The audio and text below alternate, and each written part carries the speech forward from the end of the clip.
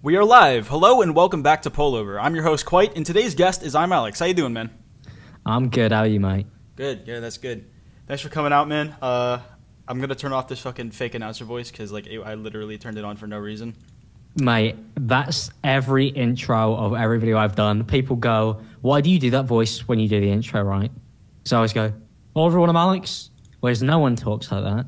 And it's like, it's just, I switch it on. I don't even realize I'm doing it. I'm just like, this is the beginning. This is how it goes. I suppose it's because intros are always the hardest. And ending. I hate intros and I hate ending videos. Yeah, that's why it's good to have like a set one that you can just use every time. So like you can abruptly end the video, but just say, okay, I'm gonna stop here. Yeah, pretty much. Yeah, I always try to do that. Or like, you could always tell I'm ending it because sometimes I try and word it in with the video. So I'll be like, haha, yeah, acid sucks, but at least it's not Fanta grape. Well, that's it for this video. And he'll be like, all right, well, that was an awful fucking segue. But sometimes I almost pride myself in how bad the segues are. Yeah, like, so I almost think that's funnier. Like the jarringness is like kind of the humor in it. But yeah, it's how you know it's the end as well, because it's like, oh, he's quite clearly doesn't have he's just done. He's given up at this point. Yeah, for me, it's like with every single one of my videos, like there's not really like a point that I like plan where I'm going to conclude it. I just say, okay, I'm going to wrap this up here in the video, and that's my outro. Yeah. Like I'm too lazy to come up with a proper way to end it. Always have been, exactly. Probably always will be. Yeah, I mean, it's a fucking art that I just don't have. Yep, it's an art that I'm too lazy to learn. But what's on today's topic list? Do you want to cover trending topics first, or do you want to do questions? Oh, sure. I feel like that's the most fitting when you bring ImAllexx to the podcast. You know, you got to talk about a few trending topics. Yeah. So tomorrow is the KSI versus Joe Weller fight, and this topic's only going to be like relevant for about like 6 hours, 12 hours, or something like that. So who do you think's going to win, or who do you want to win? Oh, Weller. I think it's Weller. Although I watched both of the True Geordie interviews he did with both of them. And from what KSI says, which I believe, because I don't think he's lying, he's been training with like proper like GB Olympic coaches, and he's been like KOing people left, right, and center. So I feel like they're both fucking good, and that's kind of the issue. Like they've generally actually both got good at boxing, because they just fucked off and just been spending all their time on it. But I want to say Weller purely because after the KSI's just been annoying me more than Weller does. Because Weller doesn't really do anything. So, either way, I just, for me, it's Weller. For me, it's Joe Weller. Yeah, same here. I think it's going to be entertaining regardless of, like, who wins. Because they're not, like, they might, like, have gotten a lot better in the time, like, that they had. But they're not, this isn't, like, an actual, like, fight that you'd see between professionals. It's two YouTubers who decided to box for a while. But the thing is, like, everybody's like, oh, it's not really that important, or like, oh, it's just a piss take. But I honestly see this as one of those things where it could actually ruin a career, whichever way it goes. Because whatever happens, especially if somebody gets KO'd, it's going to be everything they do, whatever you do from now on, you will be known as the guy who got knocked out by the other YouTuber. And that would fuck up. Like, I generally believe that would fuck up some career prospects. And honestly, I generally see some people not returning from this. I feel like Joe Weller's got more to lose because he doesn't really do anything right. So if he loses and he doesn't upload, because he's kind of been one of those guys, it's like, kind of like KSI, they believe they're bigger than the site, so they don't fucking post. And then they come back after like 2 months and they'll post a video that took them like a week and then they'll be gone again. I feel like something like a boxing fight really cuts down on the ability you have for the YouTubing god. So it'd be interesting to see what happens. There's been channels ended over less. There's been channels that literally ended over Call of Duty 1v1s. So, and like, that's not even a joke. Wings of Redemption versus Syndicate. They fucking hyped it up. Big 1v1. Syndicate wiped the floor with a multiplayer YouTuber when he was doing zombies. Career over, never recovered. Jesus Christ. So a boxing match could really fuck somebody up. Like, people think there's not much at stake, but trust me, that their whole lives are at stake at this point. Like, it's fucking mad. Someone just donated. Hero. Thank you.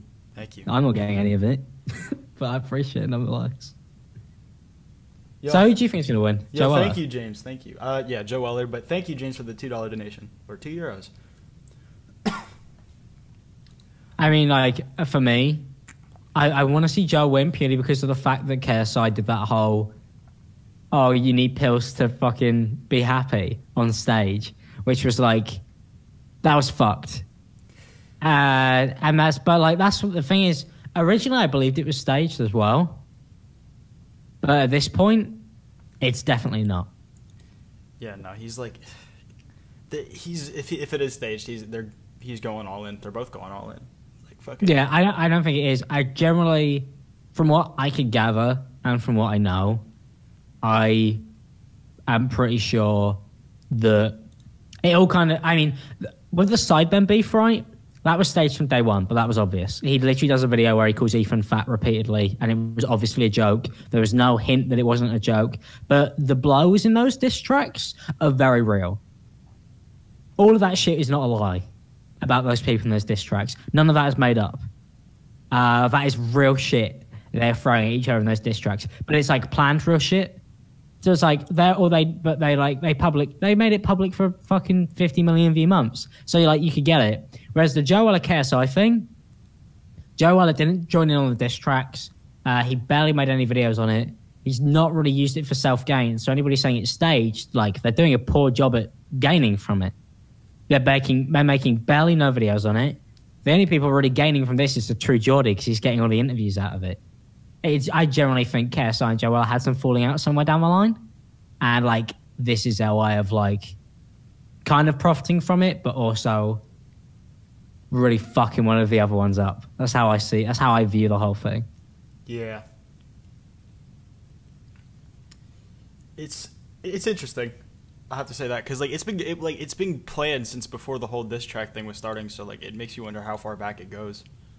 Yeah, you feel like if it was staged, then they would have had the diss tracks to hype it up as well. You know what I mean? Yeah, KSI had like the one verse at Weller, but like Weller never responded. I don't even think like the thing that like made KSI make that verse on him was a diss track in itself.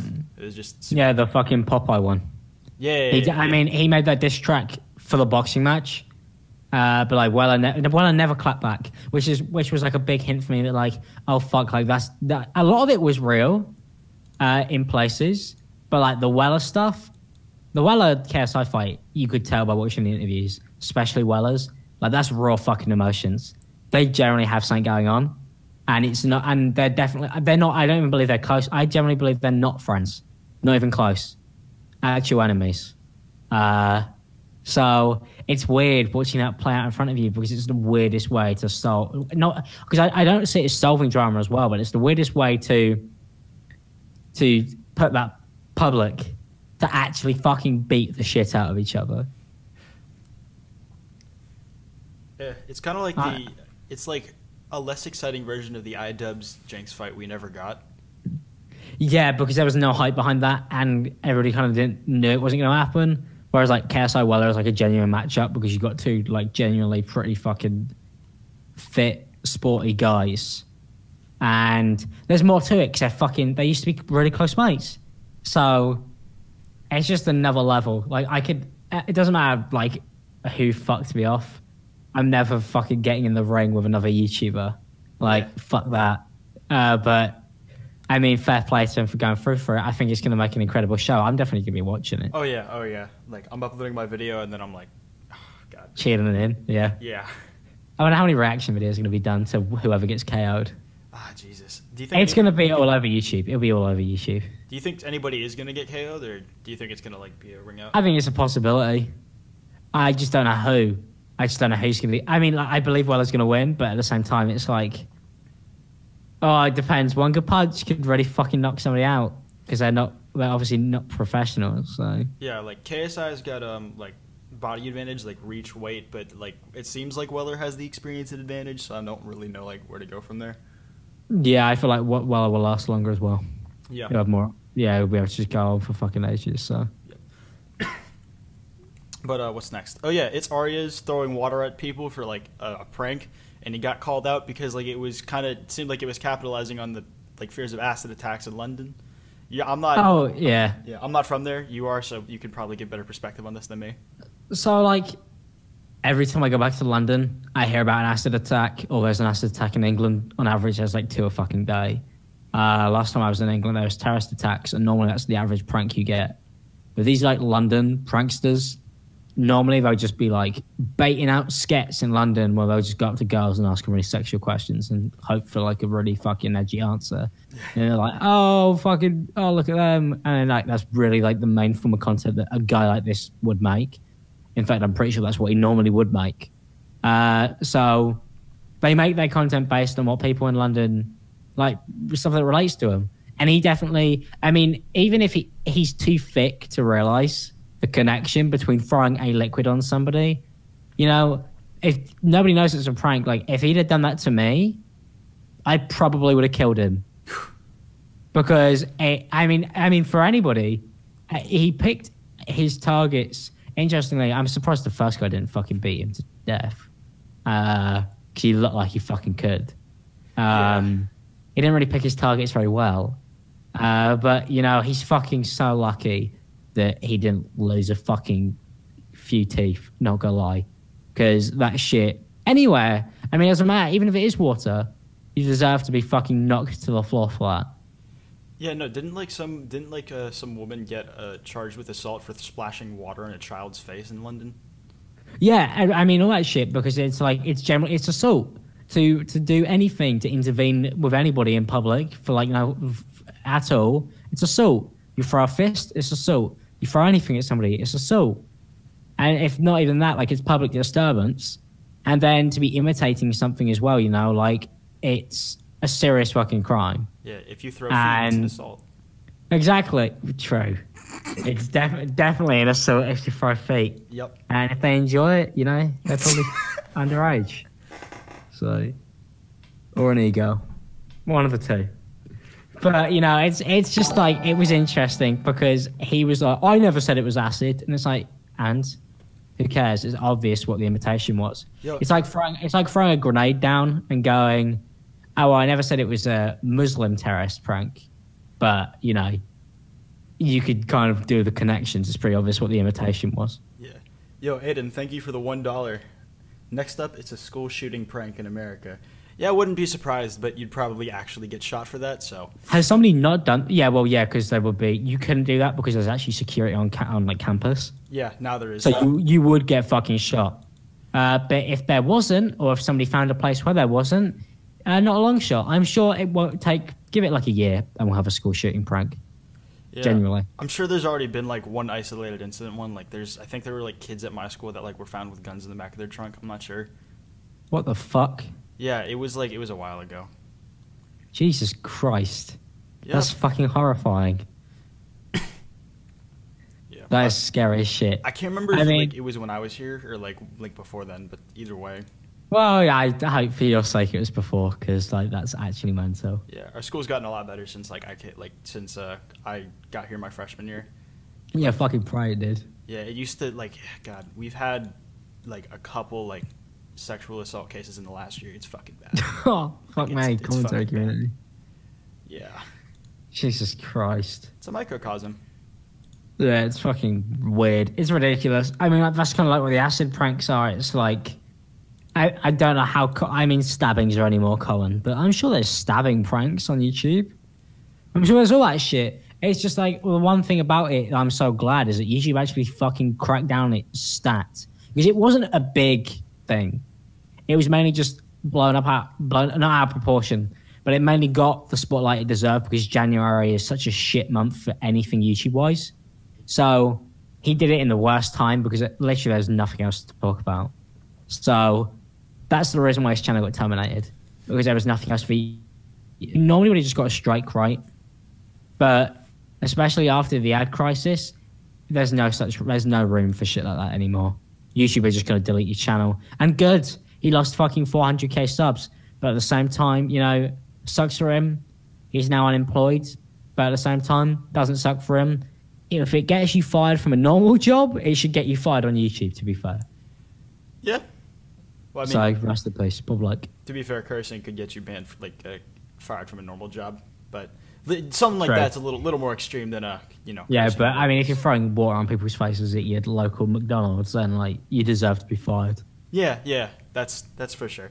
But moving on from that, there's Logan Paul's Good Morning America interview. Like, it was 6 minutes long. What did you think of it overall, if you watched it? I thought it was good, but in places, oh my god, it's just like me, Logan Paul. All of this is around me. It's only big because it's me. It's me, Logan. That's just all I was getting from it. I mean, I'll have a video out on it probably the day the podcast goes up on YouTube, or if you're watching it live tomorrow. I just got, because there's so much shit has happened to him in the last 24 hours that like I just can't not make a video on it because it's so funny. Yeah. Because of just the way he reacts to things. It's always about him. He has not learned. And his apologies have been good, but the moment you give him a 6-minute interview instead of a 2-minute clip that he chose to make, you see the flaws shine through again. And that really says it all. I mean, like, what was your take on it? Because I just saw it as him being like, it's all... I didn't really see him as playing the victim, but he was definitely basing it all around him. Yeah.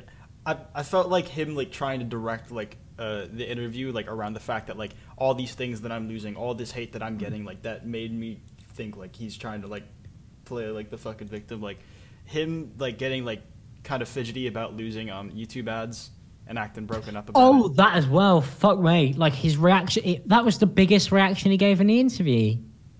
Was the fact that the guy brought up that he was kicked out Google Preferred. And that seemed to be, for him, what was more important than anything else. Yeah, it's... Jesus Christ. Like, it's hard to tell with Logan, like, when, like, he's having a genuine reaction to something. But that was the one thing. Like, I understand being broken up about it, because it's like your fucking ads got slashed in half or something. Or I'm not exactly sure, but... Yeah, he's lost out on, like, if he was making 20 million a month, he's now making 10 million, which is a huge cut to your annual earnings. Still 10 million a month, though. Yeah, but I mean, Yeah, that obviously, like, I agree, but at the same time, you split anybody's earnings in half no matter who they are. That's an insane loss. Oh yeah. It's just like, to me, it really did come off as like him trying to center it around himself, and he's tried to center it around the like things that like people were like saying about him, which is what made me feel like he was playing the victim. I mean, the suicide itself, he centered around himself. He literally says in the interview, "I believe the guy killed himself for a reason, and it was so I could spread this message." And I was like, "Oh my god, he said that on live TV, and nobody complained. No one complains." God. The interviewer didn't even react. I was like, "How are you going to let him just say, 'I believe it happened for a reason'? Like, that means he's literally saying this guy killed himself for a reason, and he basically made it seem like the world revolves around him. So if somebody kills himself and he's there, it was done for him for some reason, to teach him a lesson, or so he could vlog it. If he's walking down the street and somebody gets hit by a car, it was so he could be involved somehow. That's how he talks. And it's just so, it's weird. I've never seen anybody, it's almost like, everybody says like, oh, imagine that you're the only person who's not in a simulation. Everything around you is a simulation. It's like he generally believes that. Like, he looks at everybody as if like they're not actually people. They're NPCs. Yeah, and he's controlling the game. So, in the same way, if something happens in a game, you know it's happening for you to tell the story, right? That's how he sees his life. It's like if somebody kills himself and he finds them, that person killed himself for Logan Paul. It's so odd. It's so fucking odd. Yeah, and I think it was Philly D that said this, but like if any YouTubers are like going through like a scandal and you need like a makeup interview, just go on Good Morning America. Oh yeah, they did a fucking great job helping him out. Yep. They did a fucking great job helping him out. In other Logan Paul news, he went skydiving and his parachute didn't open. Twitter Moments enlightened me to that piece of knowledge.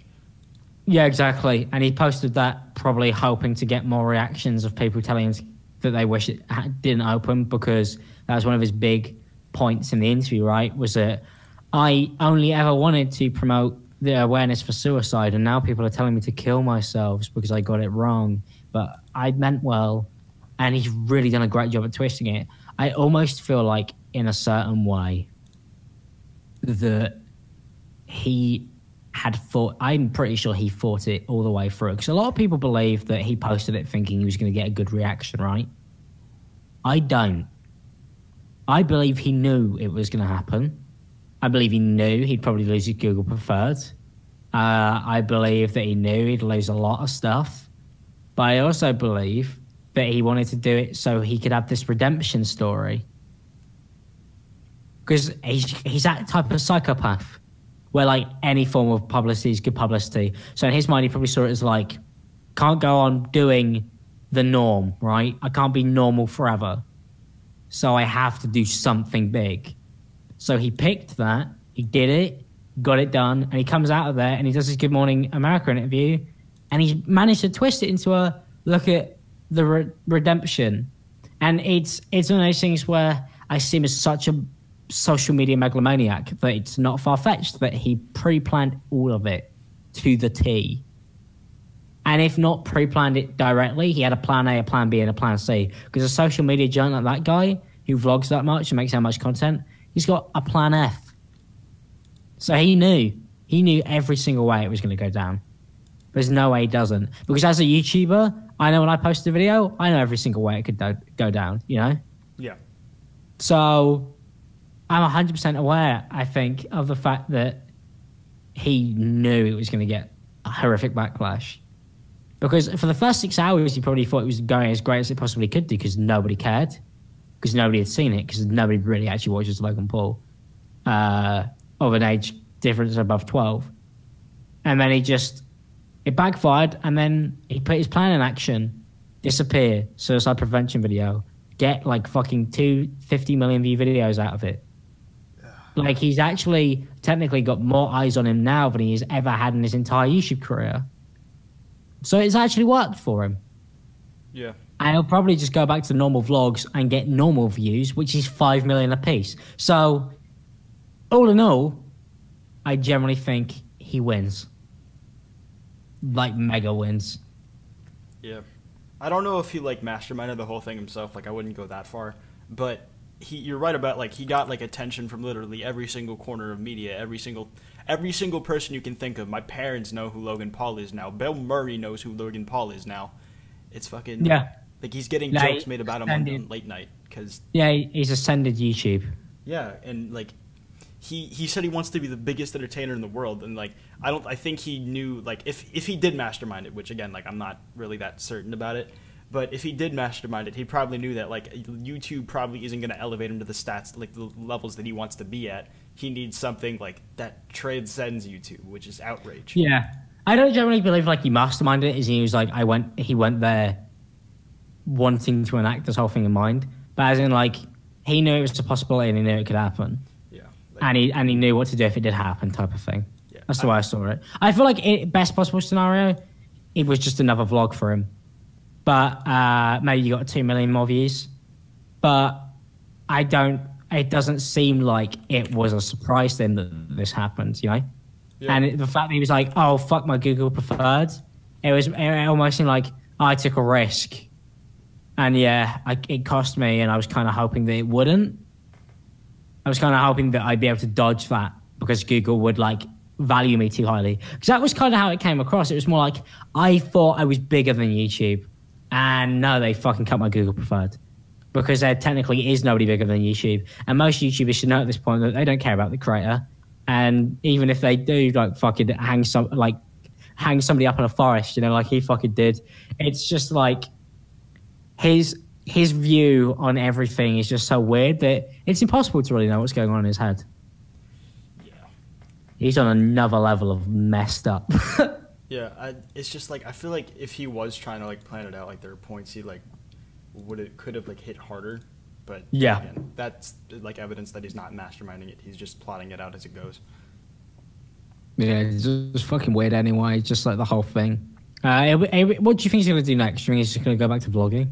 Like I don't know what else there is to do. He's done his return video, 2 apologies, and a return interview. Maybe he'll go on a late night show. Other than that, like, yeah, I don't really know what he can do from here. Mm-hmm. I just don't really know. It's like it's weird because he did everything exactly how I would have done it if I'd have fucked up like he had, which I wouldn't do because I wouldn't go for somebody who's fucking dead. But I was like, There's no way he's going to return back to vlogging. Because a lot of people just thought he was going to return back to vlogging. I was like, you're mental. He's a genius. And anybody who is clever enough would realize that he's going to hit suicide so hard as a message. And honestly, might even make it a recurring theme on his channel forever now. Like a yearly charity thing. That's what I'd do if I was him. That's how he comes off best. But obviously, you don't come off best when people have sussed out what you're doing. You know what I mean? Yeah. The whole act of doing something like that is that people don't realize when you fuck up badly like he does. It also is... It's hard for me to look at Logan Paul because of the fact that I don't look at him in the same way that I look at most people. Like when most people do charity events like Markiplier or PewDiePie, I don't ever think for 1 second that they're doing it for personal gain. Because they haven't done anything that would make me assume that, you know what I mean? Yeah. Whereas when I look at Logan Paul, I'm like, everything is personal gain, ever, all time. Because of how hard he pushes his own gain all the time. Yeah, it's like... he can't hide it because his whole brand is the fact that he's just constantly bragging. Yeah, it's Logan, like, and also like it's hard to see, like, Logan has always felt like very different as a YouTuber to me. Like when you watch vloggers, like even like Jake Paul or like Tanner Fox or whoever, like you can tell they're like playing up an image, but you can tell that there's like a person that exists under that image. With Logan, like it doesn't permeate. Like it's so fucking forced all the time. Like even when he tries to have human moments, like he cannot turn it off, and it's always put me off.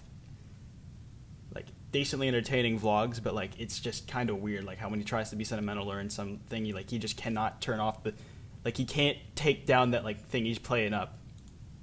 Mm-hmm. This is fucking mad. I think we can move away from trending topics for now if you want. Yeah, do you want to drop them? I mean, if you want to see more about Logan Paul, just watch the video that I'm making soon. Yeah, I uploaded a video today about Logan Paul. If you guys haven't seen it, go check it out after the podcast. Logan Paul everywhere. I mean, I try really hard not... It's so hard because I don't want people to... A lot of people obviously going to be like Logan Paul views, but it's also like for channels like me and Quite, he's such good joke fodder. Yes! Like, I've written... so many skits around this bell end because he is just constantly pumping out gold, and I don't see it as a cheap subject. I see if you're just going Logan Paul did this, then fuck you. I don't like that type of video anyway. But if you're taking it and using it as like YouTube fodder, which is what I always try and do. Like, he's a gold mine, and some of the funniest videos I've seen all year round are on Logan Paul. So if you're going to be like, oh, fuck Logan Paul videos, you're missing out on probably some of the funniest content right now because he's giving out gold. Yeah, he's giving out gold. Yeah, Jack's Film's apology video was fucking genius. Yeah, and he didn't get any shit for that, I bet, because it's Jack's Films. So it's like, you know, I generally think the Logan Paul videos, some of them are some of the funniest I've seen on the platform. Cody Co's Logan Paul videos are brilliant as well. Yeah. He's one person I always like can enjoy. Yeah.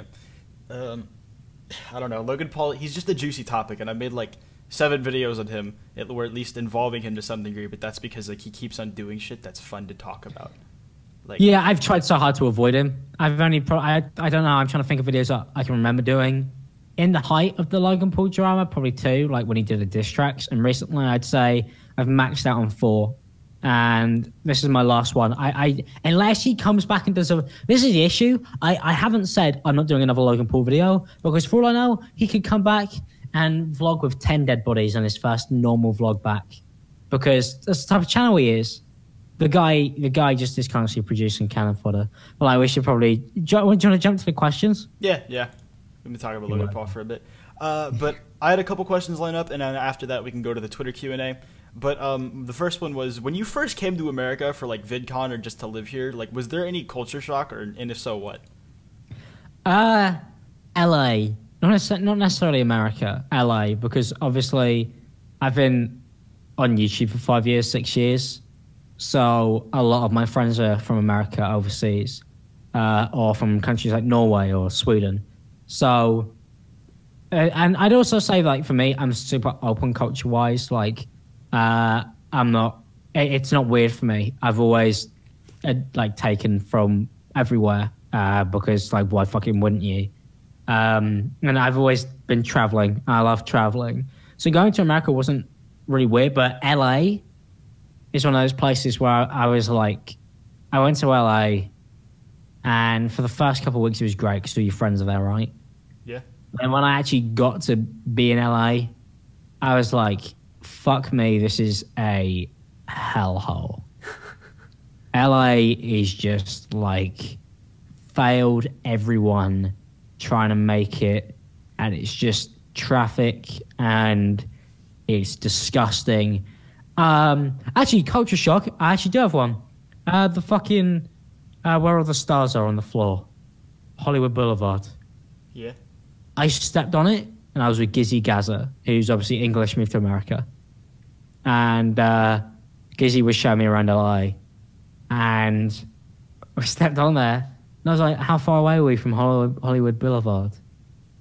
And he went, you're standing on it. And I looked down, and the stars are there, because it was so shit that I was like, this is not the place that is hyped up all the time. LA is a fucking shithole. I'm just putting it out there. It's disgusting. It's not a nice place. It's just people trying to sell you their mixtapes and the stars. Who fucking cares? It's just loads of people trying to sell you shit, and then they'll fight you if you don't buy it. And I just was like, I was in Anaheim, and I never went back to LA after I left when I went with Gizzy, because I hated it so much. If I was still in LA, which is probably something I might do one day, because like everybody in YouTube moves there, I'd move to Anaheim and make as very little trips to LA as I possibly could, because Anaheim was nice. I liked Anaheim. Yeah. Didn't like LA. I heard Anthony like bought one of those mixtapes from one of those people trying to sell them. Oh yes, he did, because he's a fucking idiot. Like, we were like, whatever you do, don't stop, and if you do stop, just tell him you don't have any cash. But I turned around and I saw him, and there was this guy selling him his mixtape, and he picks up, and then Gizzy goes, mate, throw that away because you're gonna get a virus. And he spent like $15 on it, just chucks it in the bin, because you can't fucking take it home, because they will have malware on that shit, like, or if not just malware, a shit hip hop CD. So it's like, which is worse. Exactly. What is worse at that point? There's an ant crawling towards me. Go away. Jesus Christ. All right. Yeah, fuck LA. Yeah, but nothing like where you are now. No. I mean, I can't disclose where I am currently because of the fact that I don't want people telling off at the house, because I don't. Technically, it's not my place. But I want to move to Colorado. I could say that out loud because people already know that. I want to move to Colorado. Cheap, nice places, and that's my aim. I mean, LA is just one of those places that I'm always like, oh, for my career, would it be great to move there? But I mean, I could survive in LA, and the whole point of moving to LA is that you'd make more money, but the cost of living goes up. So it's like, I technically wouldn't be making more money if I moved there. Yeah, like you. I wouldn't be gaining, and I doubt I'd see many people, because I tend to just like get into the video making mode, and I just don't do anything else. It depends. Maybe in a later part of my career, it'd be nice to move there for different reasons, to pursue different avenues in comedy would be great. But currently, my plan is like focusing on YouTube, and for that, I just want to get a cheap place in Colorado with Wild Spartans and King Honor, and just enjoy living in America, enjoy the perks of being in America. And then if I feel like I want to fucking risk it all to try and pursue the ultimate Logan Paul dream, then maybe. But currently, it's more like, I just want to see where the YouTube channel takes me, because I always wanted to be a YouTuber. I'm not too bothered about being a stand-up comedian or any of that. I feel like YouTube suits me, and I've always wanted to be on that platform. So it's more just like going there. The only time I ever want to go to somewhere like LA is purely for collabs. Apart from that, like, and VidCon, which I will be going to. Are you going to VidCon? Yes. Yeah, VidCon's good. VidCon was fucking great. That was the one perk, because you got all your mates there that you never see, and it was a decent to be able to connect with fans in America, because that was a weird experience, because I'm normally just used to English people, and it was very different. It was a very different audience as well. Yeah, going like to the West Coast, like anywhere for me, like Seattle, LA, anywhere there, like it's really weird because there's Asians everywhere and there's literally no Asians where I am. So I feel like Yeah. a little more. Seattle is the type of place I like to live as well. Yeah. I'm not really set in Colorado yet. Yeah. It's debatable. It's just I know that Seattle is more expensive, but it's like a nicer area. So Yeah. just currently avoid LA. Yeah, I really like Seattle when I went there. I was there for like a half a week, but it was fun. Yeah, the only reason we haven't chosen Seattle is because Wild Spartans, for some reason, hates it. Yeah, I know. He said something about that. Yeah, I mean, he's just being Brandon. So I said to him, you don't go outside anyway, so why would you care? I do go outside, so I'd like to choose what our surroundings are. You know? I feel like, yeah, you could pick the house and stay indoors. I'll pick where we are, so I can enjoy actually going out, you know? We'll have that battle when it comes to it. When it comes to buying a house. God knows when that will be. Because I need a work visa, which is effort. And I mean, I need to sell more shirts to be able to fucking properly get that all sorted. Which would be nice. It'd be nice to be able to like permanently move to America. That's the end goal. It's way better than England. Sorry to people in England who get upset when I say that, but it is. It's an upgrade. Yeah. But like speaking of like you mentioned like goals on YouTube, like how this is the platform you want to be on. You said 500,000 subs was like your goal for this year, but like when do you want to hit 1 million by?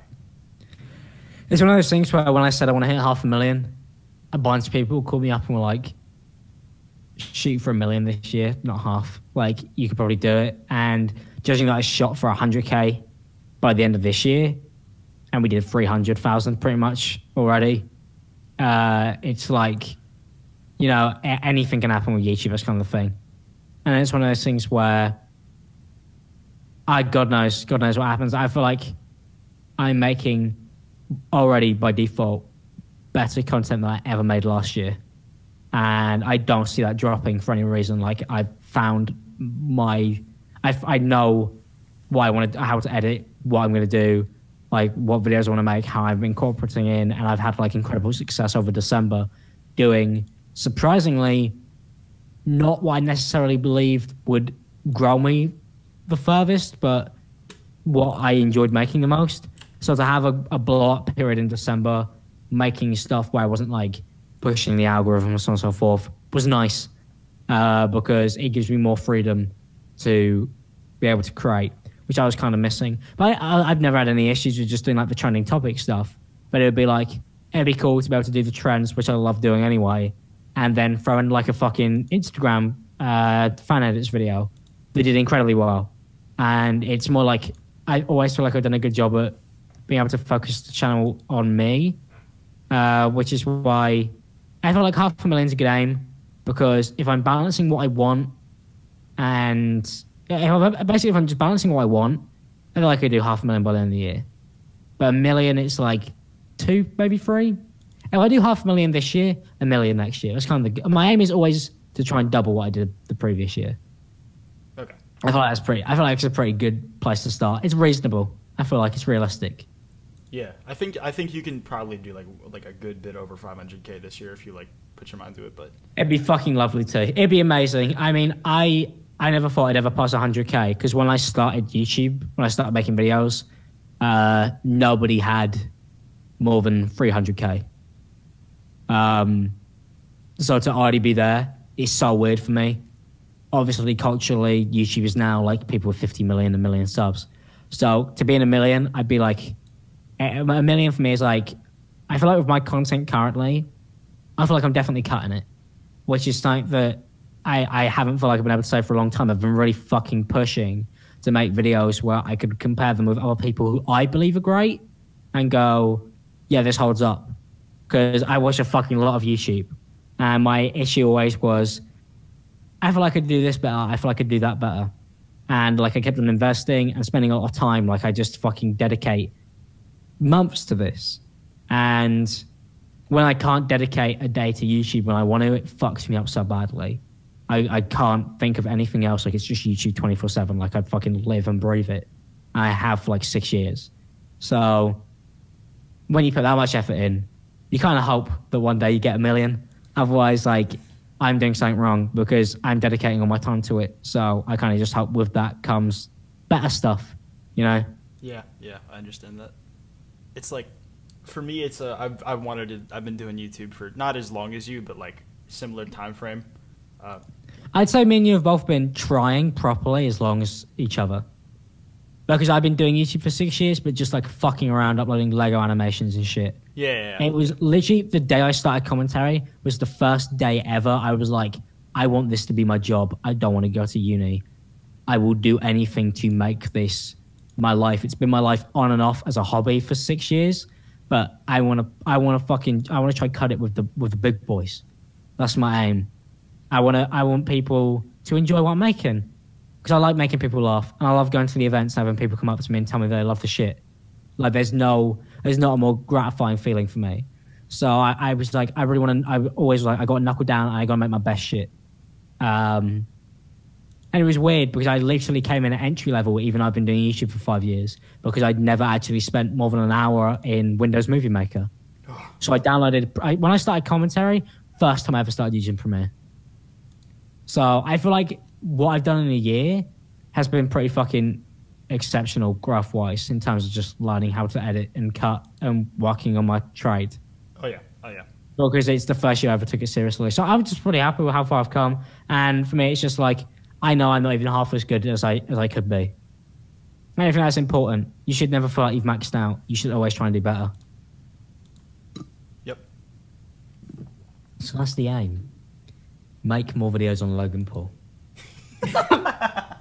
That's the story there, guys. That was the build up. That was what that was going towards.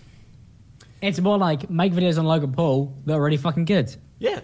That's the real aim. Because I feel like one thing to keep on the topic of like YouTube stuff is that when I joined commentary, there was only like Leafy and Niall who were like doing well. And commentary was like my fucking calling. I don't know how you feel. Because I feel like anybody who's been invested in the website has a lot to say about it. And people who say that trending topics are disingenuous to me, oh my God, I live off YouTube. I sit here for fucking 16 hours a day. And all I do is I watch videos and I make videos. And when I'm not doing that, I'm streaming or I'm watching videos. So for me, talking about YouTube is second nature. It doesn't matter if they're a makeup guru vlogger. It doesn't matter who they are. It doesn't matter what they've done. I care because I'm interested in how the website works. I don't know if you get that. Do you find channels so you just normally wouldn't care about, but because it's YouTube, you're fascinated? Yes. ASMR channels. ASMR channels are a perfect example. I don't give a fuck about ASMR. But the fact that ASMR is so popular means that I could talk about it for 10 minutes in a YouTube video because that whole aspect of the fact that YouTube is implanted in it fascinates me. Yeah, it's like such an interesting website. Yeah, it's such an interesting website. It's just so intriguing how like these very niche things like grow to like sizes like that on the same platform that we exist on. Like yeah, it's just weird watching it happen and looking at the reactions and everything. Like, I never really get that. It's also like to upload as frequently as I do. If you don't care, it shows. But it's like, man, because that's the one thing. Was it Niall? Because obviously Pyrocynical recently. I have to call him Pyrocynical because people know I'm talking about him. He's my friend. I met him. I've been to his birthday. Best friend now. Best friend. I got out of the way. I got to really like fucking ham it up so people don't get angry. Pyro was like, how the fuck do you... Because obviously Niall used to be the guy who used to upload so regularly, right? Yeah. And then he disappears and he comes back and he's like, how do you upload so much? Where are you getting these from? And I don't know. I just inhale YouTube. People like, what website do you use to find these topics? I'm like, I don't. I just collect it. I'm on YouTube all day. I know what's happening to the second. I just live through it. It's really odd. What we were doing before this podcast, I was scripting 3 videos at once. Can't confirm. Because I got 3 fucking ideas. And I'm trying to think, which one do I post first? Because I don't know. It's like, it's just weird. I just feel like I'm, like in The Matrix where he's like plugged into the system. That's me, but Susan Wojcicki and she's demonetizing everything that I pull out of it. Everything you make? Yeah. Susan Wojcicki is the fucking guy with the sunglasses on. That's what she does. She just fucking beats me up inside the Matrix. So she does. Jesus Christ. I'm just in slow motion all the time trying to dodge demonetization bullets. Oh, God. All right, so do you want to move on to the Twitter Q&A, or do you want to do any more of the ones on the list? Sure, we go to Twitter and then we go. Or are we going to revisit the ones we got left afterwards? If you want, yeah. Might as well just carry on with the ones we got on here. Works for me. We were before the cast started, we were talking about like H3 stuff. Like, do you want to like detail your thoughts on him, since like apparently a lot of people think you hate him? A bunch of people. I saw this guy. He had like 50 subs, but he made a video on me and he was like, he followed me, but he was like, I'm doing videos. I don't know why now, saying Alex hates H3, and why I'm wrong. Now the thing is, I'm not wrong for the reasons why I didn't like him. But I never said I hated him. In fact, one of the things I got slack for was I'd have to say, because I know what his fan base are like, right? So I'd be like, just so you know, I don't fucking hate him, but if you can't see that this is flawed, you're a mug. And also, I have more personal connections to H3 than the normal person. So I know a little bit more than most people about the guy and stuff he's done. So I had a few ideas about him that reinforced opinions I had. Can't necessarily go into detail about what those are, because it would be, number one, it's sorted, and number two, it's like, been there, done that, and people don't need to know. But personally, from my opinion, it may have bled into the content, but basically, I never thought he was evil, but he was definitely not great, which is the whole Reddit opinion on him originally, was H3 is a god and he can do no wrong. And I would make videos saying he's done wrong, live with it, but it's not a big deal. It's just something I wanted to throw my 2 cents in, because I didn't feel like there was many people challenging him in certain situations. And I don't necessarily pride myself off challenging him, because I hate commentary channels that say, I'm the first to do this. It's like, who cares? You're just your whole point, you should have done it, is because you wanted to talk about it, not because you were the first. You know, so it's one of those things where a lot of people making videos on him. I just chimed in with a few things, and I was like, I believe he did this because of that, and I have a few things to back it up, and I have a few issues. But at the end of the day, I'm a huge fan of his content. He's warped the genre massively, and I'm a fan of his videos. I think he's funny as fuck. I think he makes great content, and the podcasts are brilliant. Okay. But doesn't mean that I'm just going to blindly go, he's great and he can do no wrong. In the same way, where I have no issue with people making videos on me, because I know I fucked up. I'm sure I have. I talk so much. Like, there's no way that it can be consistent. But at the same time, the one thing that I always gave Ethan, which is when I actually spoke to him, is the fact that when you're a commentary channel, you spit out a lot of opinions, and you talk about a lot of stuff, and you say a lot of stuff in the moment. And even when you edit it, you probably forget about it after a couple of weeks. So I don't believe a YouTube video marks somebody's character, unless they're doing it consistently, like fucking daily, like Logan Paul. You know what I mean? Yeah. Logan Paul uploads daily. You get a pretty good idea of what he's like. Commentary video that's posted every week, every 3 days. I don't feel like, especially if you line that up with videos over a year, it's very. I feel like it's not one of those things where it marks somebody permanently as like the type of person they are. So I spoke to him in DMs, and I was like, yeah, I'm sure you've actually watched the videos from a level-headed perspective, so you know that I'm a genuine fan who just had some genuine concerns. Because that's all it was. But people didn't get that, because obviously I'm a commentary channel. So they just assumed I was attacking him because it was apparently the cool thing to do, although my H3 videos are the most disliked videos I've ever made. But he was so lovely about it, and he totally understood it, because he's also in the business of critique.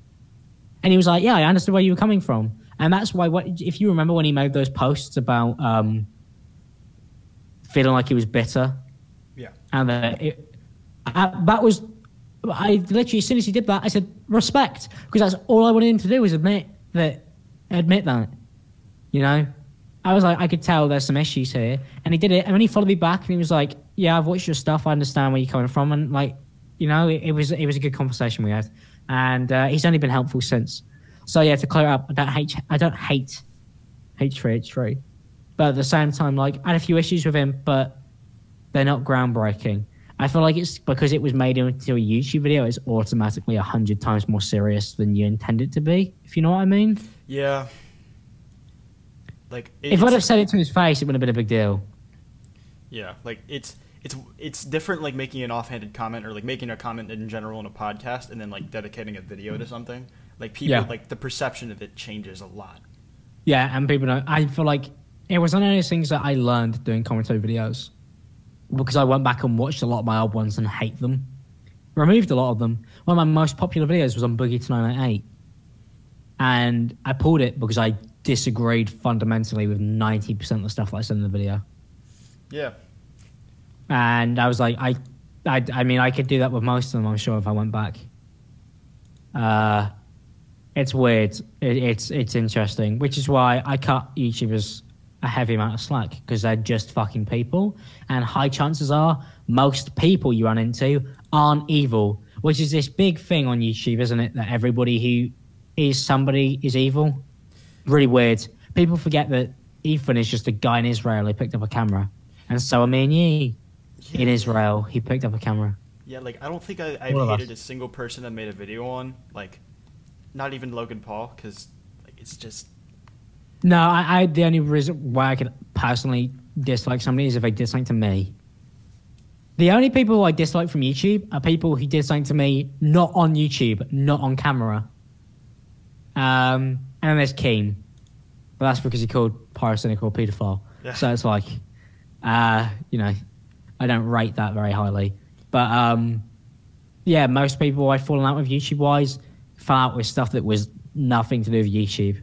But a funny thing is, inevitably, that comes around to be a YouTube drama. Because if you fall out with a YouTuber, they'll find a way to bring it onto the internet. So be careful if you're friends with YouTubers, because they will fucking turn anything into an internet fight. It's kind of mad.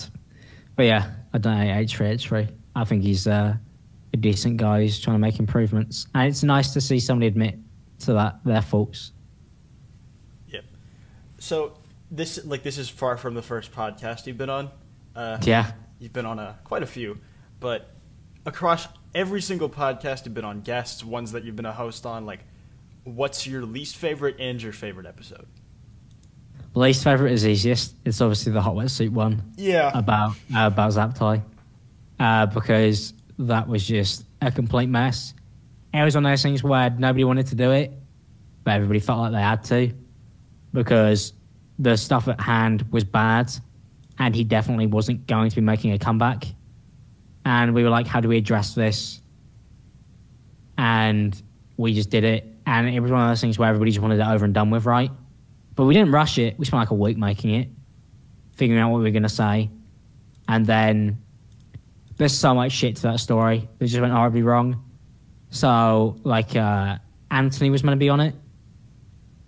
But then he went into work and got fired from his job because he ended up getting there late because he was helping us trying to figure out what to sound a cast. So, like, it was mad. Like, just the whole situation, that was horrific. And then after, I mean, the podcast, as much, it was horrific. It was shit show. It was the worst thing. Nobody is proud or happy with that at all. But when it went up, what came after it, could never have predicted any of that stuff. Can you still hear me, by the way? Because I don't know if my Discord died. Yeah. I'm going to rejoin 2 seconds. Can't hear you. I have to do that because my fucking Discord is shit. Yeah. Oh, I can hear you again. Hello. Yeah, I mean, it was one of those, it was just like, we posted the cast, and then obviously all the stuff about underage girls comes out. And it's like, we just thought he was a fucking horrific friend who used everybody and stole money from people. You know? We didn't think it was like that deep. But it was that deep. And then, so it's like, awful, fucking shouldn't have been done. But at the same time, technically had some positives to it. But still haunts me to this day. Yeah. It's just like, worst podcast ever been on, that one.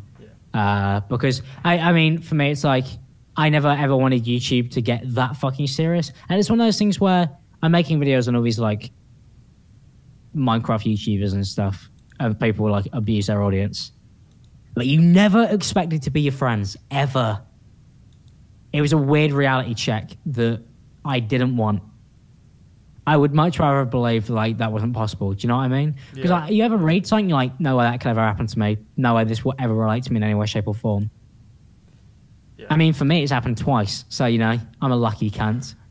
But, like, yeah, just all in all, a horrible experience. Yeah. And I totally understand why people would dislike me for those casts.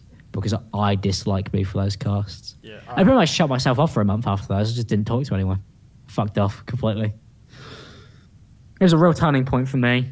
I don't feel like I feel like ever since then I've been shut off and incredibly negative to most people I come in contact with, just because I don't want to make friends with somebody again who has the ability to do that. Because I feel like the real thing about that whole stuff was that anyone has the ability to do wrong or bad or sexually abuse minors. So, you know, Yeah. it's weird. It's not something that you're meant to learn at 17, because it's one of those things where, for me, in real life, I've never had any issues with anyone. Never. I mean, maybe I do know people do this, but from my knowledge, it wasn't. Whereas on YouTube, in the space of 6 months, 2 of my friends turned out to be sexual deviants, whatever the fuck you want to call them. So, you know, just a very like interesting subject for me. Yeah. Very weird. Yeah, obviously I wasn't like as in with like I wasn't like as close to it as you were, but like I remember like watching that shit. Like that weekend fucking sucked. Everybody fucking knew him. Yeah. And I tried to tell as many people as I could before we even did the cast who were friends with him. Yeah. But it was like how just could you? just all over the place. And it was the main reason the podcast came out is because I was talking to him for the whole process, which is what people didn't know, because me and him were still planning on meeting. This is the fucking weirdest thing. Because I wasn't fully convinced on a lot of the stuff, but I knew a lot of the stuff he'd done. It was undeniable that he was doing bad shit. There was like, how bad and how far does it go? So I was still talking to him, and then I'm pretty sure it must have been the day of like the underage girl allegations. He fucking disappeared. And that was, and he definitely did it on purpose, because he came back 20 minutes after the podcast was posted. And he got in call with me straight afterwards. And he's like, oh, I totally understand why you do it. No issue with the fact that you've done it. It's totally fine. And I was like, I hate you for fucking on purposely pushing us to that point. I hate you for that. I will never forgive him for the fact that he pushed us to the point of making that fucking podcast. Because he knew that I didn't want to do it. Because he was online. I was sending him so many messages. I was like, hey, man, we don't want to fucking have to bring this like to the public, because currently, like, but if you're not going to fucking do anything about it, or you're just going to run away, people should know what you did.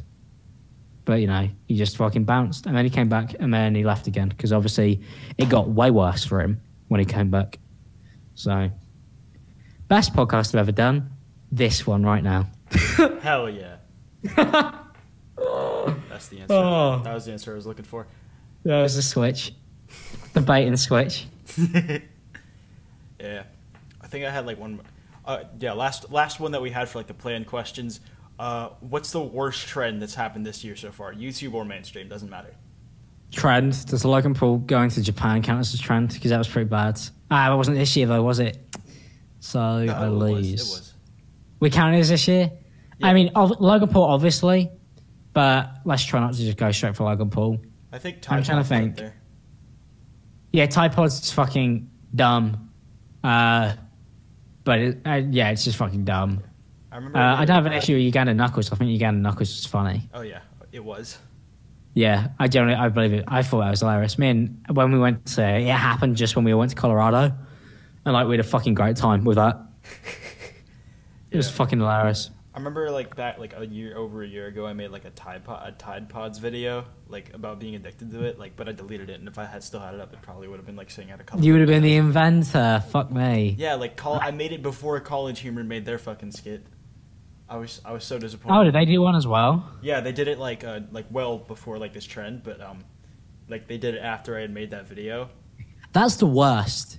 When you make a video on something and it trends months later, so you got to make the same video again. Yeah. Yeah, I had that with Mango Tango. I made a video on it, 20k views. Make a video on it again. When it was trending, 100k views. And it was like, it's the same video, but the message is still important, so have it again. But like, yeah, just fucking ridiculous. Just like, it irritates me when people like trending topic YouTubers. Sometimes I beat the trend. I'm speedy as fuck. But it's just so irritating. It is like you're too on top of things that like you get in front of them and they don't catch up. Yeah, you just absolutely like take it to the next level. I mean, I suppose just to get back on track, worst trend it has to be Tide Pods because it's not funny. Uganda Knuckles is funny, even though people are like, "You kill the meme," and anybody who does that, you're killing the killing of the meme. It irritates me when people complain about it. It's like they've used it and then they go, I'm done using this, so fuck anybody else who does it. That's the worst trend. People who complain about trends. Because that is a trend in itself. Do you know what I mean? Mm-hmm. Like, it's literally a trend in itself to complain about trends. So if you're one of those people, fuck you. It's a trend because people, and loads of people enjoy it. And if you're there trying to hammer down that, like, you can guarantee those are the people who try and make it an ironic trend, like 6 months down the line, where it's like really uncool to do it, where it becomes cool again. Yeah. Meme connoisseurs are the worst kind of people because that's a shit existence. If you're on Twitter talking about what memes people can and can't use, don't talk about it like that. Nah, Hoover creates memes. He creates so he's not a connoisseur. I mean, his fucking Uganda Knuckles video got 1 million views. And was fucking amazing. It was fucking dumb, but great at the same time. I was like, mate, I can't. When I saw it got 1 million, I just replied mental. It was like, it is mental. Like, what else is there to it? But good on him, because he wants to get into making videos, so I hope for the best. Subscribe to it, Hoover. Yep. So, do you want to move over to the Twitter Q&A? Because, like, that's all the planned ones we had. Sure, let's go. All right. I like this one mainly because it boosts my ego. Yeah. How do both of you feel about Quite getting more exposure recently? Want the answer on record? Oh, fucking brilliant. Oh, it's great because I always said, I mean, we only spoke once before, but I'm pretty sure that I was just like telling you a bunch of stuff about YouTube that I probably shouldn't have told you. Yeah. And the reason why is because like back then especially, I was giving out everything that I possibly knew to as many people as possible because I genuinely, the original commentary community, I love that group of people. I mean that. Like, I loved every single one of them. I loved Jimmy, you, Monto, fucking Aaron, Killy's son, everybody. Like, it was fucking great. So underrated. And the one thing that I was always pushing is like, all right, yeah, I'm growing, Brandon's growing, but the only reason why is because we're showing up, right? Like, you guys are just as fucking good, if not better. Make shit, and eventually it will bang. And everybody kind of just fucked off because they weren't willing. Whereas, like, I feel like the one thing that probably upsets a lot of people now, maybe even you, is I'm sure you know now after blowing up recently that you'd probably be on 100k by now if you have been uploading since the beginning of the year. Yeah. And that's the one reason why I'm so glad to see people grow, because it's like YouTube doesn't stop for nobody. I feel like it's a good lesson. But the fact that everybody has been granted a second chance, that does not happen. To see me and Brandon do big months in December, everybody who's basically been uploading Slazzo, like, for commentary to get a second chance, anybody who says commentary is dead, you don't have a fucking clue what you're on about. It will never die. And not just that, it will always peak. Ever since the fall of Leafy, there was a gap for people who could make better shit than him. And that's a gap. The way I look at commentary is, if Leafy can have 5 million subs, I should aim for 5 million. Because there are 5 million people out there who digged what he did. And people should see that as that's 5 million people in commentary. And that's why I don't get why people stopped. Because there is an audience there for you if you want it. And it's fucking great to see some people actually take it and move with it. Because I'm kind of fed up of giving people the golden keys to YouTube and seeing them throw them away. So, and it also, like, it can happen to better people like you and Slazo. So it's neat. It's neat to see some people truly deserve it, really put it into action. And, like, just hope it carries on, which I'm sure 100% will do. That's the hope. If there's one thing I, like, regret, though, it's, like, at the very least making that video saying I quit YouTube. That fucking killed my channel. That's so fucking stupid. Yeah, I remember you posted it, and I was like, even if you're going to leave, don't let people know you quit. Yeah. Because as soon as you quit, you're, like, the whole thing with YouTube, which I suppose fucks me the most and scares me the most, is it's a mindset that people look at you as. And as soon as I switched it to you've quit, that person is done. They may never come back. They may never be looking. Because the odds of them finding you again is 0 to none. Like, it's just impossible. Yeah. So, yeah, making a video like that really fucks with you. It's better to just fuck off completely if you are going to, instead of saying anything about it. I mean, I've kind of come to realize with YouTube, the best thing to do is stop talking. If I want to upload tomorrow but I haven't finished the video, don't tweet that I'm going to upload tomorrow. You know, it's like, it's that. And that's one thing that's actually made me more productive is, like, doing. Stop tweeting and do. Because I feel like one of the issues a lot of my friends have is they'll say, this is a video idea. And I'll go, great, that's brilliant. That's like 1 million view worthy. And they'll go, cool, nice to know it would have got 1 million views. I'm not going to make it now. So my main thing when people come to me now and say that they're going to start uploading is I go, no, you're not. And that normally surprises people because they're normally used to me, especially, going, yeah, come on, you should do this and I'll help you with this. So now I just go, I don't fucking believe in you. And then they smash it because I actually want to fucking get back into the game, and then they want to prove people wrong. It's kind of funny how encouragement in this community especially, it doesn't work.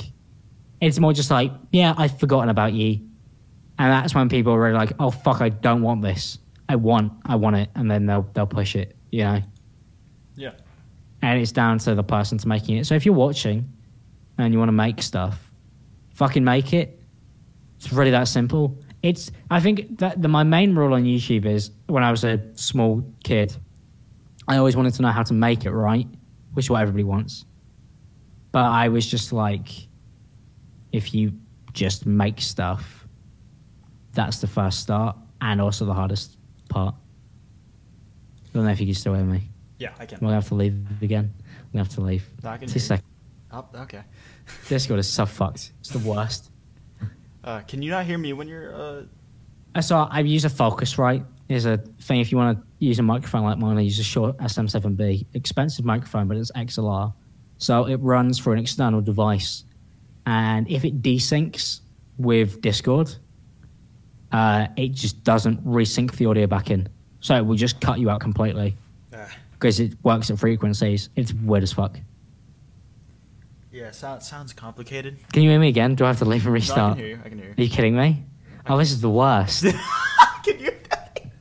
What awful luck. As I'm explaining the issue, it desyncs again. Can you hear me? All right, I'm back. Yeah, we're back now. Okay, cool. Let's go. All right. Questions. Oh, God. Like, okay, this is more of a joke question. How many times do you flip your hair, and is the weight and momentum of it giving you neck pain?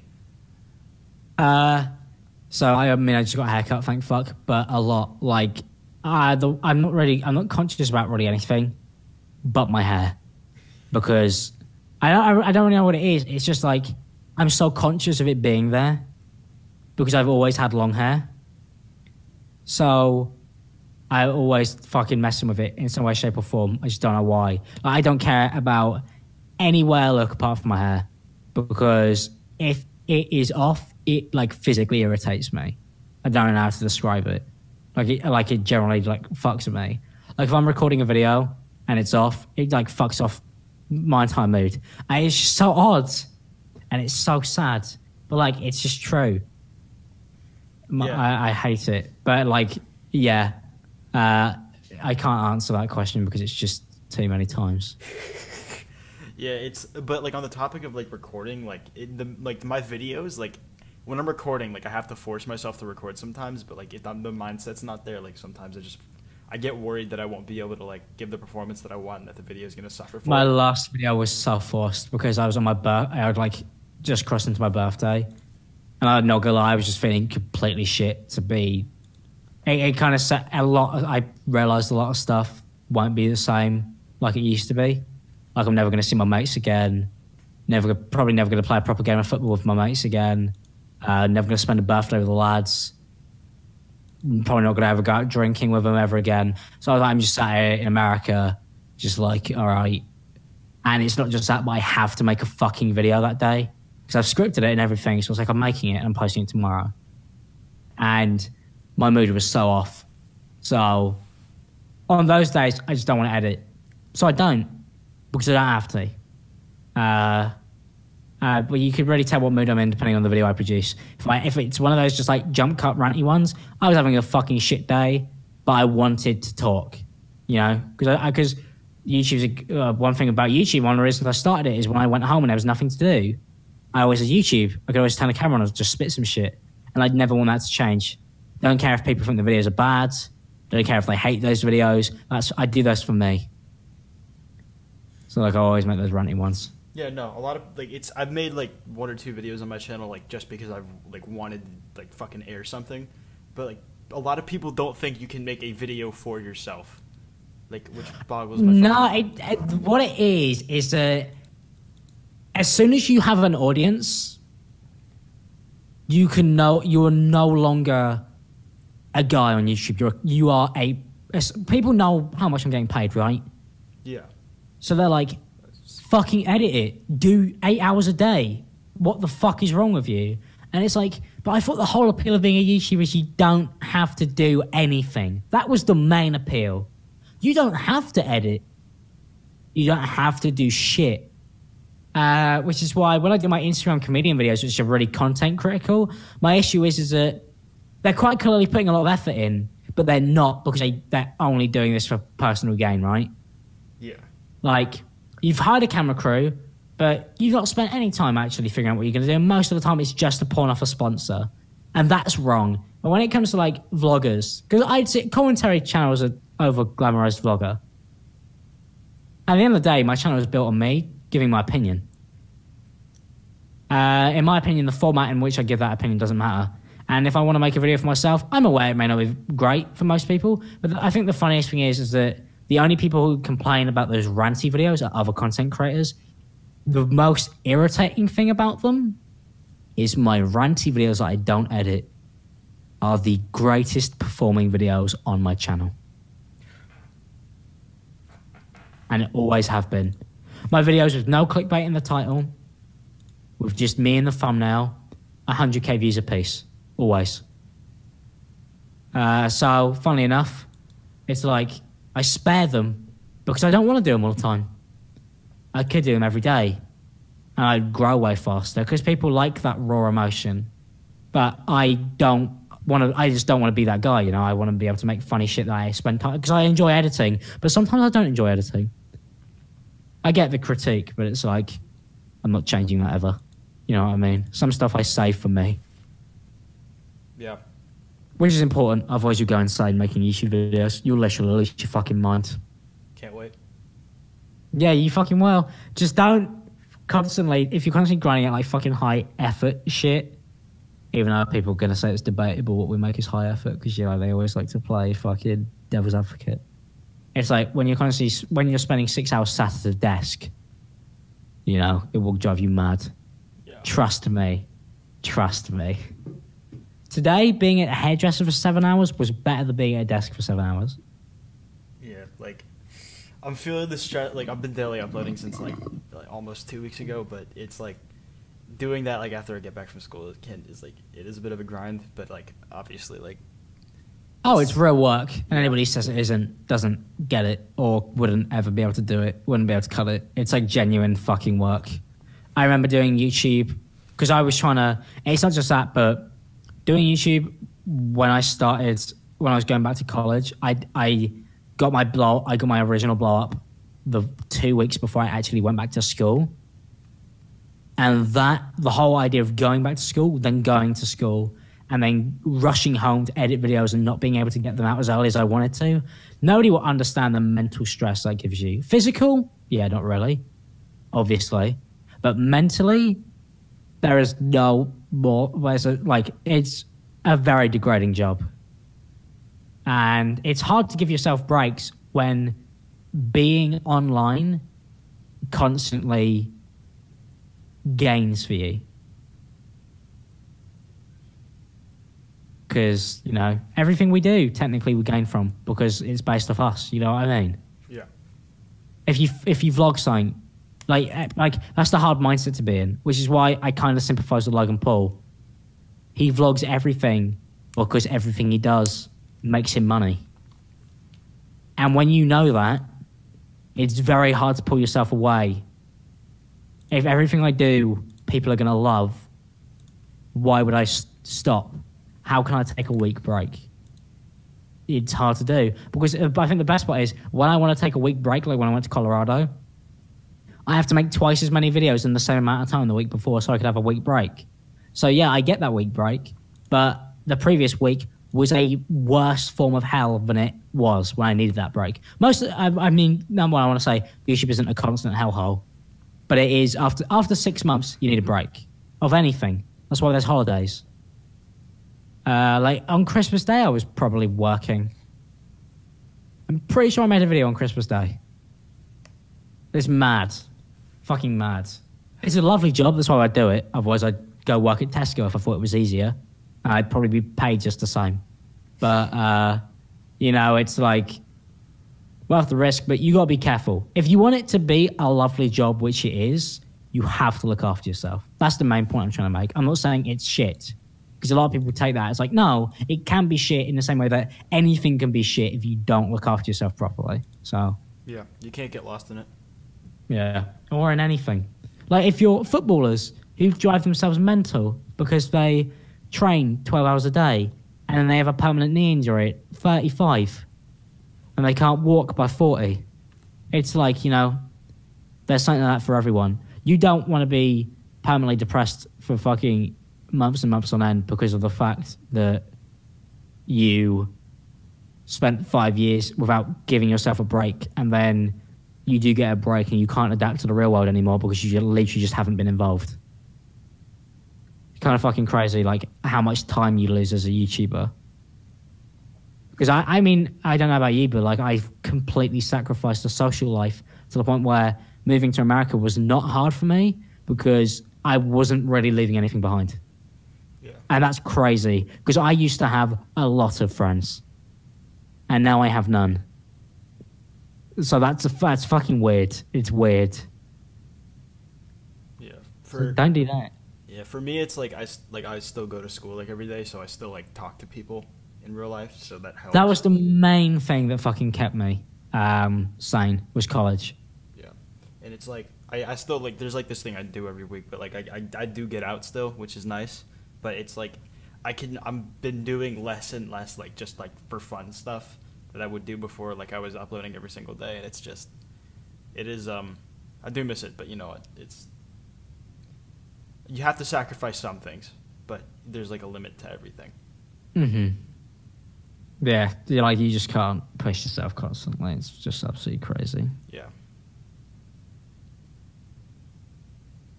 Got any more questions?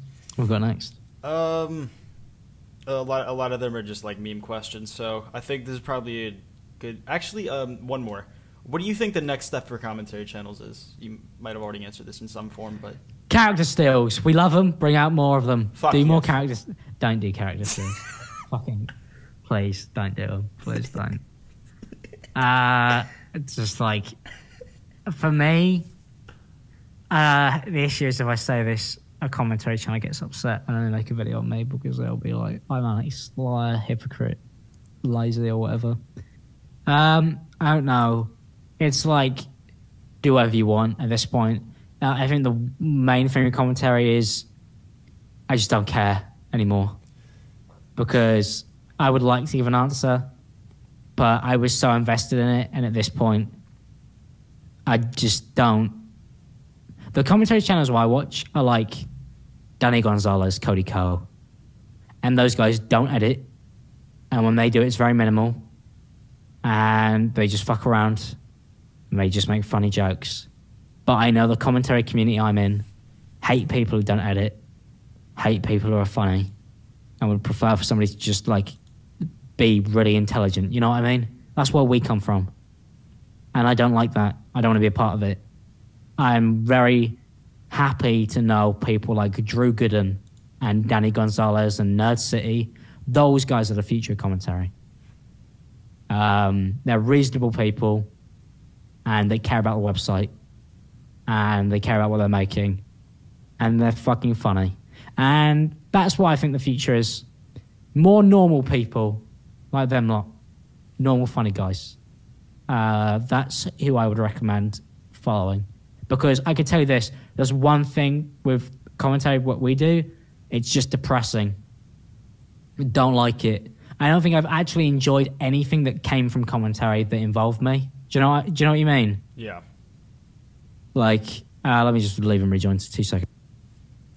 I mean, do you understand what I mean? Like, I don't think commentary actually ever benefited me. Pyrocynical did, and yeah, he's in commentary community, but even he's not in the commentary community. He also avoids it like the plague. But I think the only thing commentary has brought me is just unnecessary arguments of people who I actually don't give a fuck about. So I prefer just like, I feel like the best thing to do is like make your own content and find some friends and then go from there. Yep. How do you feel about commentary? Because I feel like my outlook is way different to everybody else's because I've been in it, loved it, churned up by it, hate it. So it's like, you know, vicious cycle. Yeah.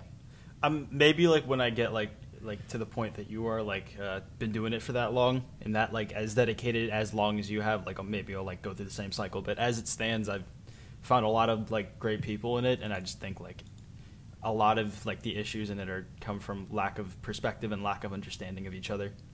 Yeah, 100%. I feel like for me, I agree actually completely. The main reason I don't like it is mainly because a lot of the people I found who were brilliant didn't meet their potential. And that's the main reason I'm annoyed by it, because there are so many people who I know who just didn't carry on, who were great. My main issue for me is I think I'm definitely hung up on old issues that aren't even commentary based. They're mainly just friendship based. But they're in the community, so it counts as a commentary issue, I guess. So it's like, for me, really, it's not a big deal. But when people ask the question, it's like, yeah, I have issues with it, but they're personal issues. They shouldn't be something that everybody goes, I'm anxious this about the entire commentary community. Because high chances are, I don't fucking know who you are because the world is too big. So it's like, it's very much like, yeah, 10 of my friends fell through and, you know, I have issues. I mean, there are a few issues. I mean, there's issues with people like Chubbs who scams 12-year-olds, and then you got Zaptai who has a 13-year-old e-girlfriend, and then, you know, there's issues like that are generally deep-rooted that just, like, shouldn't be a problem. You shouldn't have commentary channels who are meant to be at least trying to be good people, at least trying to show what you can and can't be on YouTube. And obviously, they're people, so you're going to make mistakes, but mistakes that are so big that, I just think that's insane. Do you know what I mean? It's not like, small mistakes are fine. Get something wrong in a video, I can forgive that. I'll probably forget about it if I did complain. But big mistakes like scamming kids or trying to get in bed with them, that's like, you know, don't do that, commentary community. Stop touching kids. Yeah. Oh, God. That's it for me in the commentary community. I don't know if you have any more greater outlooks like that are just completely pointless. Yeah, I feel like you and me, like, I've operated mostly at, like, the smaller level. You've just kind of, like, done your thing. So I guess, like, I'm a little more fond of it than you are, but that's because I've been in it for less, and I've... Well, I miss people like Monto. Yeah. You know? Which is why it was great to see you grow. Yeah. But like I mean, I suppose I did have I have friends at a small level like Killy Stunt and used to be Slazo. But for me, it's like a lot of those people just like disappeared off. And I feel like also I don't really find many people in our community who are creating. I just find a lot of people complaining about their friends creating, which is weird. Because I go in the CDL group chat and I met a bunch of those guys in real life. Like Fraser blew up recently, Henry as well, who's like probably my closest friend at this point. It's actually those people creating. Yeah, it's like most of my friends are like internet wise, like aren't even people that make videos. They're just people that I think are cool and like support me in what I do. Like, because even like among creators, it's hard to like it can be hard to find people who won't like yell at you for making certain types of things. And it's like the main thing for me was finding the reason why is like obviously when I found Brandon, who was technically one of the smallest commentary channels out there, 220k subs, and I had 5k. The reason why I love Brandon is because a lot of people see commentary as like a circle jerk, which is mental because I have never fallen out with more people than the commentary community. Yeah, like no, I don't know where anybody's getting this whole circle jerk thing from. Because fuck me, I want that friendship group because I'd be probably way happier. My main issue with commentary is that my friendship groups have just failed. That's my main reason why I dislike it, because I had so much hope and had it ripped from me for so many reasons that I just can't go into. A lot of them are public. A lot of them won't ever be because I don't want to deal with that. But, I mean, it's one of those things where I love Brandon because of the fact that he always told me when I was going wrong. And that's why I never needed to associate with anybody else. I have a guy there who supports me, but also supports me to the point where real support is telling somebody where they fucked up because you don't want them to fuck up, you know? That's real support. Absolutely. Absolutely. Yeah, and that's important. Yeah, Brandon's a good guy. Oh, he's a hero. Yeah. I don't know how anybody could dislike him, honestly. I'm not even saying that to be, like, pedantic because a lot of people make videos on him, but, like, genuinely. Like, yeah. If you don't like his content and you dislike somebody for that, you're nutty. You're fuck. There's a screw loose. But, like, genuinely... As a guy, I mean, I like his videos anyway, so I don't know why I have to say that. But as a guy, like, he's a good person to know. Honestly, most of the people who are growing right now wouldn't be if they didn't know Wild Spartans. And that's not because, like, he makes you do 10-minute videos. It's because he tells you what you're doing right and what you're doing wrong. That's the main key with Brandon. Yeah, he's honest. Yeah, and that's what you need. All right, I think that's a good place to wrap it up. Thanks for coming out, man. I appreciate it. No problem. Anytime, mate. Yeah, of course. Thank you to everybody who came out tonight. Had a good time. This is probably the longest running podcast, and it was a really good one. This should be up tomorrow, pretty early in the morning, because it's not going to be hard to edit, on the Pullover Podcast YouTube channel. Subscribe to me. Subscribe to Alex if for some reason you didn't come to him. Follow him on Twitter and all that. Subscribe to Quite Fast. Hell yeah. But yeah, thanks for coming out. I'll see you guys next time.